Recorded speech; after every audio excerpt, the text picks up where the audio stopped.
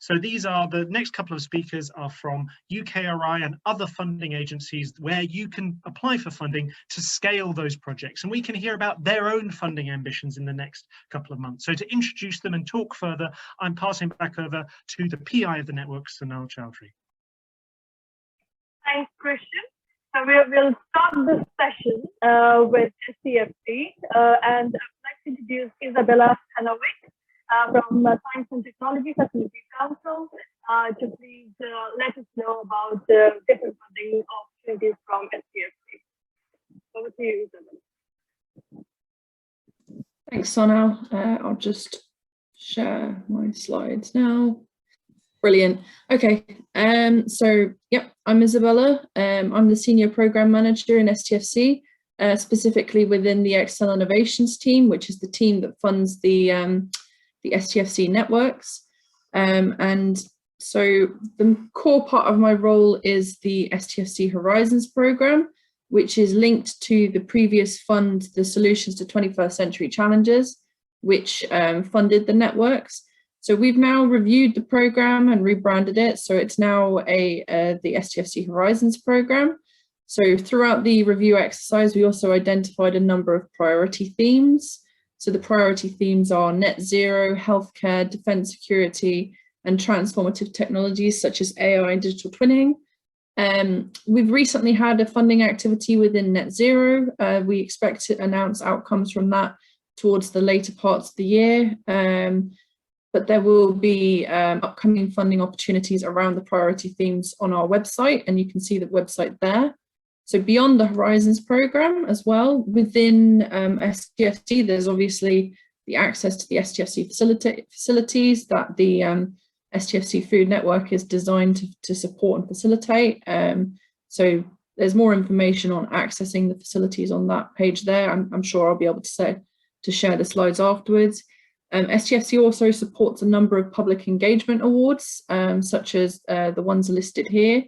And the public engagement team are always keen to sort of go through what the different schemes are, the eligibility for the scheme. So please do contact them if you've got any ideas that you think could be engaging for the public and could be communicated.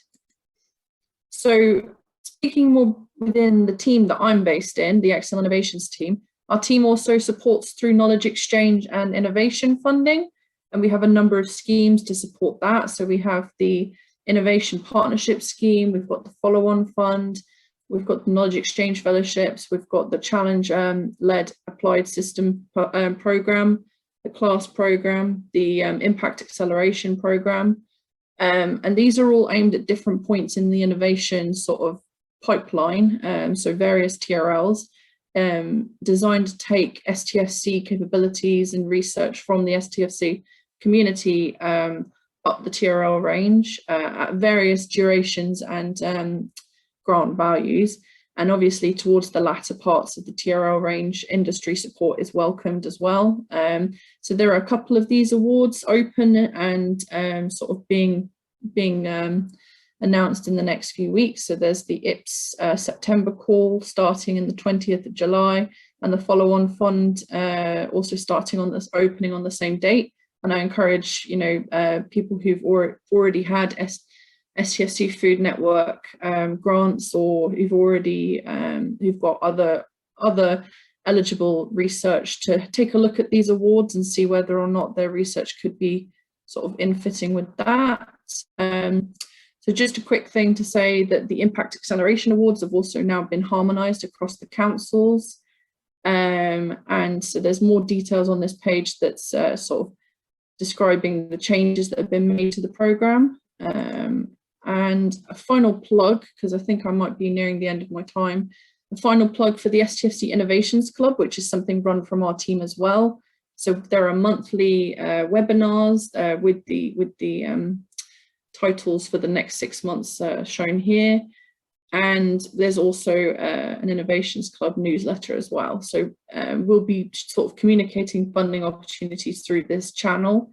And I encourage anyone who's interested in joining our mailing list to take a look at those email addresses and reach out to those people there. So that's me. Thank you very much. Thank you so much, Isabella. I would just remind all the participants here that you can post your question on the chat, and people can answer them. And if you have any burning questions, then please stay along, and all the speakers from this funding session would be with us on Wonder platform, so you can have another opportunity to interact with them. Right, moving to our next speaker, Emma Markham. She's an innovation manager at BBSRC. So over to you, Emma. Hi, thank you. I'll just pop on my screen, hopefully. Just bear with me 1 second while I try and screen share. And there's just a few things I just wanted to highlight from BBSRC's point of view of things that we're doing in this space. So one of the things that we've recently launched just a few days ago was the UN Food Systems Summit Independent Dialogue. This was a really great event where we took lots of feedback from the whole community, and that formed breakout rooms. We're actually currently writing a report which will soon be available, and I'll be happy to send around links so that everyone can read the report once that is available.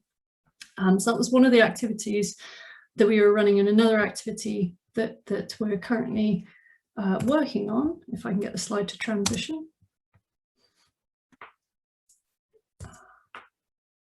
One second. Sorry, some technical difficulties. No, it's okay. There we go. Yeah.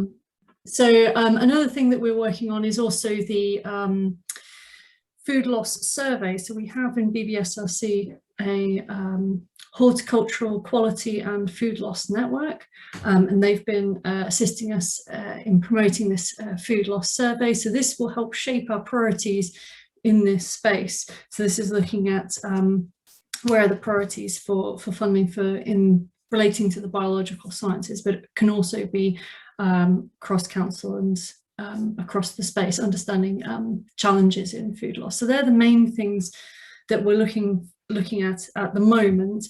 Obviously there's a spending review coming up, and we're sort of building on a lot of other research cases and evidence. Food loss is a really important area for us as the biology and BBSRC. And it's also got a lot of relevance to COP26. So we're preparing some case studies and some information relating to food loss, relating to COP26. So there'll be more things happening in this space, but nothing really to announce as yet. But they're the main two things that I wanted to promote with this opportunity. So if I just...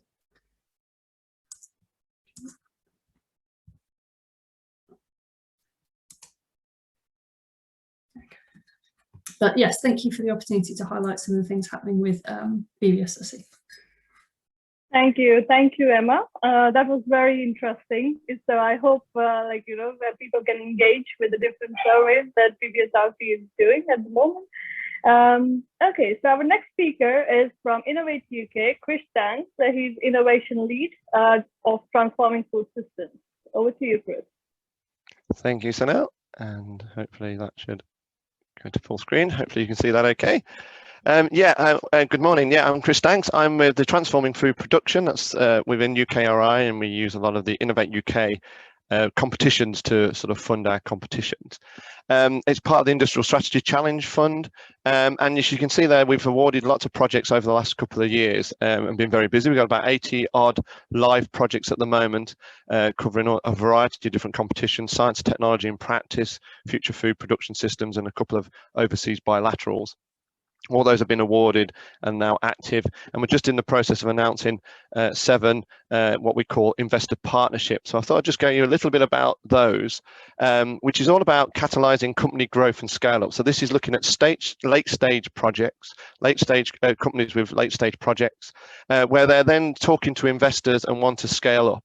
So we call it Series A. That's quite a significant investment. So that's looking at investments going into the company, a minimum of £1 million. In the current round we've just done, there's been one up to about £6 million. And that's aligned with a grant that we provide. So that's allowed us to establish using £5 million worth of grant, established over £15 million worth of private investment going into these 7 companies that we're supporting. And it allows them to focus on investors that look at overseas opportunities and go into a wider sort of syndicates of investors. And TFP is almost acting like a minority impact investor. And what we mean by that is the projects we fund within those projects are all focusing on net zero, which would be very appropriate to, I think, many of your members. And the reason why I wanted to tell you about the success of round 1 is that round 2 is now scheduled to be launched later this year, so in October. You can see on the right-hand side of this slide, the investors, the lead investors that were involved in round 1, and some of those names you will recognise, and some you might not, who are a bit more specialised in the agri-food investments.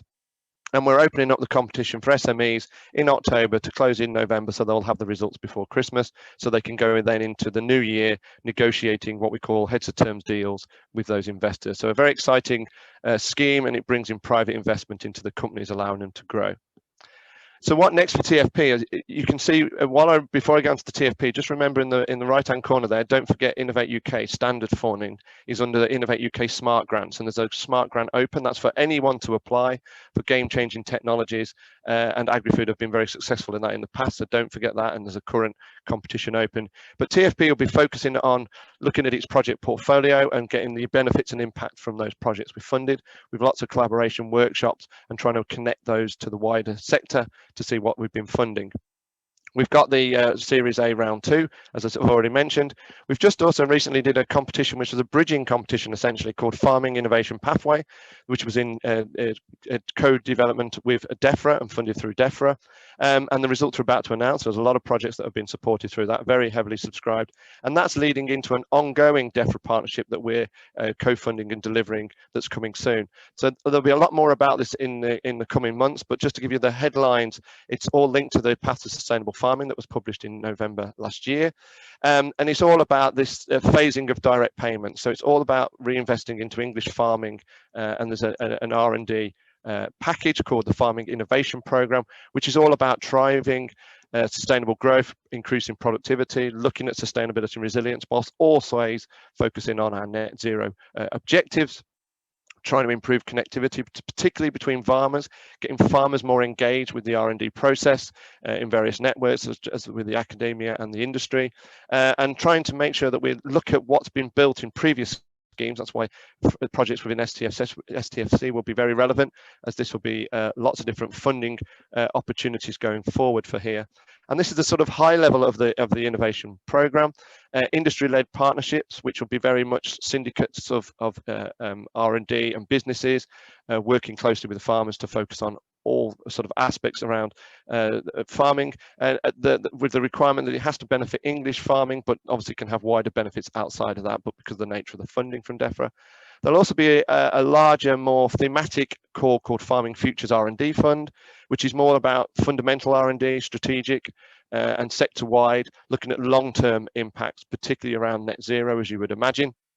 And each one of those will have a different theme, which I'll come to in a moment. And there'll be another part of the programme delivered by a different body looking at accelerated adoption. This is really focusing on small projects directly aimed at farmers. So it's all about trying to improve the sort of connections. And the Farming Futures R&D Fund, there'll be multiple competitions over the coming years, looking at those 4 blue areas, different areas, and you can see from the headlines of those, a lot of them are relevant for this network. The first round will be Adaptation and Clean Growth for Climate Smart Agriculture. That will open in February next year, and we're working on something probably around reducing emissions in existing livestock, agricultural practices as the first one, but each one of those will have their own dedicated themed competition coming through. So lots of interesting stuff to keep an eye out through the summer as they get launched. The other competitions will be opening in October this year, so not that long to wait for some of the other syndicates and other things for farmers. So lots of information to take in, lots of things happening and coming soon. There's my details. I will be joining the network. I'm unfortunately going to miss the first 15 minutes with a clash, but I will definitely be joining at about 20 past the networking session. So happy to speak then if that's useful. Thanks, Chris. That's quite a lot of opportunities there for SFN members, and many of them are collaborating with the industry. So absolutely spot on with the different sort of opportunities coming in from Innovate UK. Thank you. So the next speaker would be Jennifer Wickens, from NERC, who is the Research Program Manager for Agriculture and Soils. Over to you, Jennifer.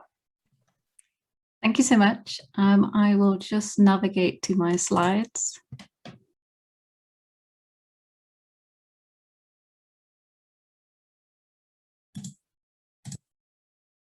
Hopefully everybody can see that. So firstly, I would like to say thank you so much to the STFC Food Network team, and morning everybody, or afternoon where you are in the world. And thank you for joining today.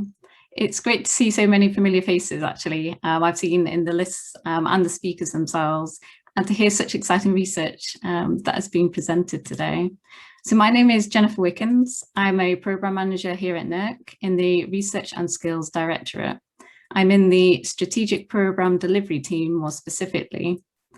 My activities cover the terrestrial, specifically the soil aspects, and the food systems portfolios. So this includes a wide range of activities, including livestock, arable and crop, for example.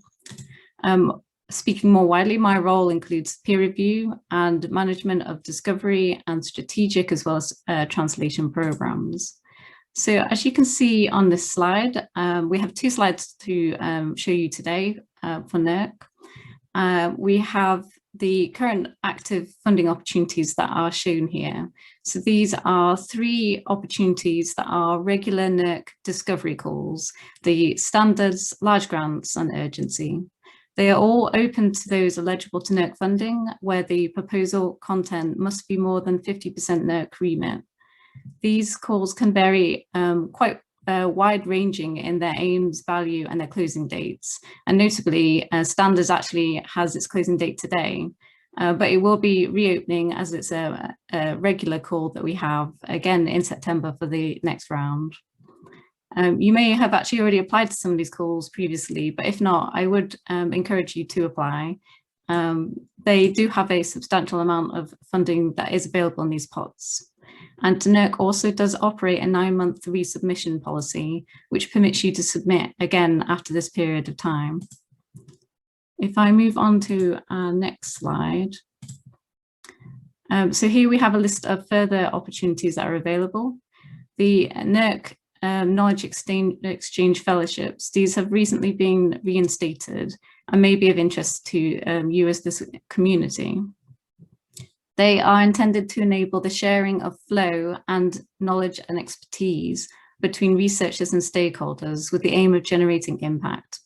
I would say, rather than going into the full details here, that it's best if I send you the link, which it doesn't seem like I can post in the chat.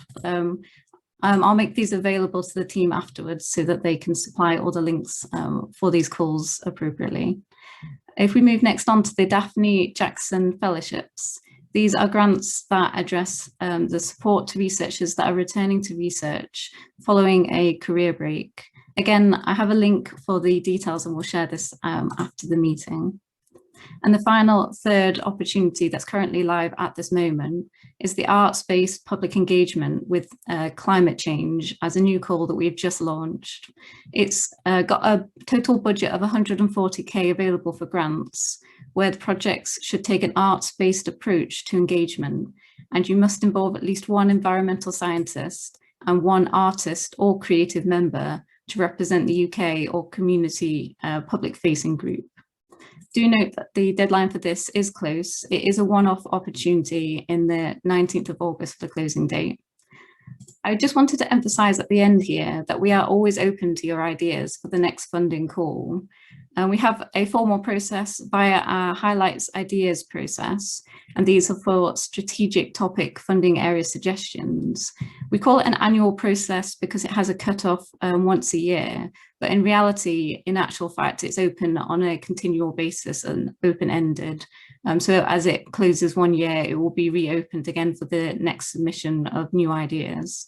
And I do implore you to submit your ideas, and these could be based on selections internally, be actually shared more widely in a funding round of which you could submit your project to that very idea. Again, we have a contact that I can share with you after this meeting. More widely, we are refreshing our ideas process that goes wider ranging than our highlight topics. This currently is in development to help improve the process and our engagement with the community. So for all these calls that I've mentioned here today, they are all available on our harmonised UKRI Funding Finder website. And I do encourage you to keep an eye on this website. We have new opportunities listed here every day, in fact. So I do encourage you to monitor this page. And you can set up alerts in addition, so that within your area of interest, these will be directly emailed to you.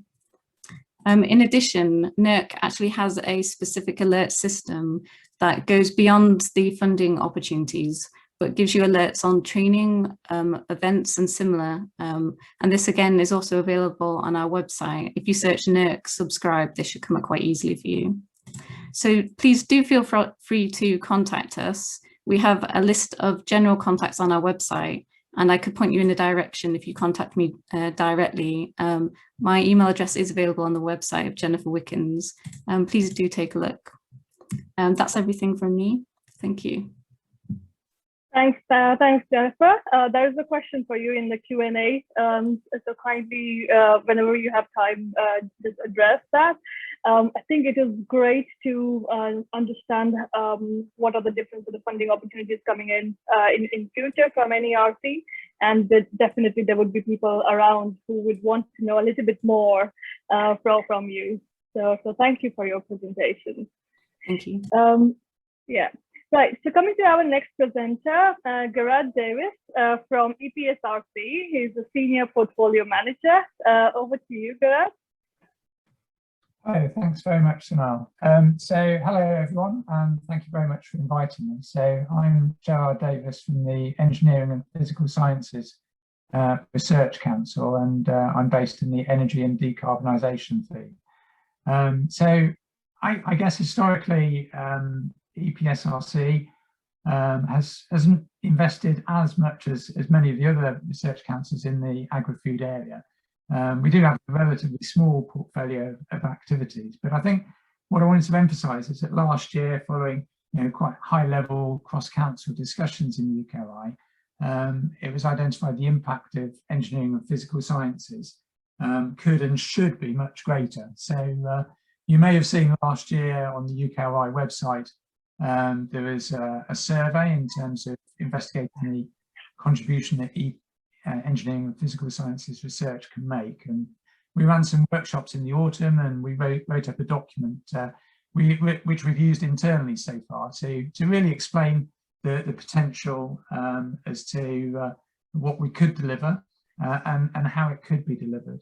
So some examples of where we think that engineering and physical sciences research can have a big impact is the application of technology to more efficiently make use of land through precision agriculture, to understand the whole agri-food system and the production of greenhouse gases through better sensing, complex system modelling, data analysis and digital twin development, to move to a circular economy for agri-food systems and make better use of waste streams, decarbonise transport and machinery, food and drink manufacturing as well, to minimise the production of greenhouse gases from fertiliser manufacture, and to develop the technology to support new farming practices, controlled environment agriculture.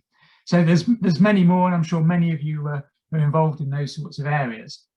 But those are the things that came out from the work that we did. And I think that this needs to very much be within an interdisciplinary context, and it also needs relevant and practical links to stakeholders in the agri-food community. So we've been working with other UKRI colleagues on a kind of strategic level across UKRI to see how we can best develop this further, with the focus being on sustainable agri-food for making a contribution to net zero within the context of biodiversity and food security. So more in particularly, and sort of relevant to what other colleagues have been saying, so we've been working with UKRI colleagues and BBSRC in particular to develop an initial funding opportunity for a highly interdisciplinary approach for delivering sustainable net zero. And part of the sort of, I guess, unique selling point really is to really pull in areas which have a lot of potential impact but aren't currently having that impact. And some of those are, you know, certainly within engineering and physical sciences, but they may also be within economic and social science. You know, that's a key aspect of that. So we are preparing a funding opportunity. We're finalising details at the moment, and I don't want to be super specific, but it should be available in the next month. And I'd also like to flag that you know, if your research lies within engineering and physical sciences, then do you know, consider applying to EPSRC. We certainly have standard mode budgets across all of our remit. And if you're not sure, then there is an EPSRC remit inquiry service, and just Google that. So remit EPSRC remit query, and follow that route. So I will also be joining the networking session shortly. So I'm happy to speak to people later on. Thanks very much, Sonal. Thanks a lot, Gerard. And as you know, everyone, you know, all the funding bodies, representatives of all the funding bodies, most of them would be joining us in our Wonder platform. So please stay tuned. And towards the end, we will let you know how to migrate to that platform. Okay, so we are now having a final speaker, Shivali Krishnan from Bill and Melinda Gates Foundation. And she's a senior program manager for global development and agricultural development in South Asia. She would be today presenting perspective from BMGF funding body around food systems transformation for South Asia. So, you know, we are really looking forward to hearing what's going on with Gates Foundation. So over to you, Shivali. Thank you so much, Sonal. Maybe I can quickly share my screen and be able to quickly walk through what we have in terms of the store. So very quickly, one of the premise of the food systems work and that we do at the Gates Foundation is around how we look at integration of agriculture systems, which is not delivering efficient food systems. And when we talk about doing some of the spaces, we've been working with some of our partners in UK, including the London School of Hygiene and Tropical Medicine, the University of Sheffield, but also with the global panel in terms of where are the opportunities to link the food systems through the complex and interlinked platform that also is indicative of the market dynamics. So just to put in perspective, we look at the food environment as a whole, but not to only look at from the production side of it, but also from the markets, from the transformation, as well as from the consumer standpoint. As far as the two key impact pathways that the Gates Foundation team is right now focusing is around income and markets, wherein we are looking at diversified food production systems, especially in the global economy, and how do we look at improving the accessibility of safe and nutritious foods around the year for the households, especially small scale producers as well as consumers. As we understand that markets and food choices are complex, we are working with some of the UK research councils as well as the FCDO in terms of looking at how are these choices sensitive to both income as well as price elasticity, but also some of the cultural factors that go into making in terms of these food choices specific to the geography. The main focus of our work in the foundation is in sub-Saharan Africa as well as in South Asia. But we do a lot of partnerships on the upstream research side as well. And in the upstream research, we are looking at how we make food more sustainable, looking at areas around fruits and vegetables as well as food loss and waste, but also in terms of where are the opportunities specifically for working with small scale producers in the long run. One of the areas that I would say is underserved from the food system standpoint is to look at systems design and to address the barriers across the value chain, but also to look at both the upstream and the downstream innovation and delivery aspect. And I just wanted to bring in this perspective where we talk about how we partner with private sector, because that is a very, very critical piece as it comes to the food systems transformation. We do look at different opportunities from the research and delivery to all the way to the consumer fraction, but there are specific areas that we are looking at. And as Emma mentioned, even we are open to ideas, open to innovating, as well as looking at newer ways of addressing some of these critical challenges that, that need both upstream as well as downstream solutions to address some of them. One of the areas that we are also very keen and something new to the foundation is to look at climate smart agriculture and its interlinkages with the food systems.